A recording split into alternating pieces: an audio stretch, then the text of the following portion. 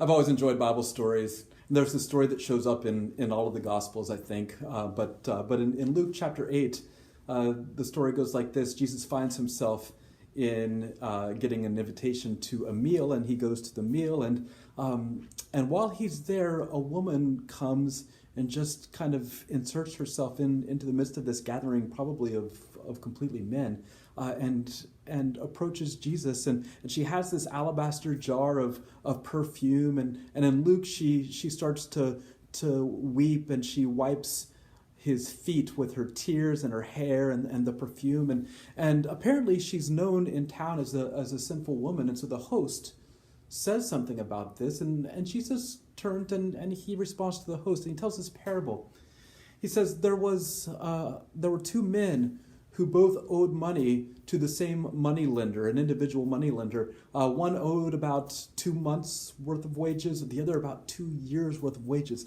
Neither one could pay it, but the money lender decided to forgive the debt of both.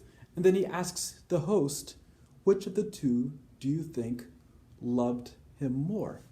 And the answer is obvious, right? The one who had been forgiven more loves more. And Jesus goes on to talk about this woman and how much she had been forgiven. And so this love was just pouring out of her. But it made me think in my own life, if I do a little check in my own life and it's being marked by something other than love, perhaps what I need to do is to confess my sin.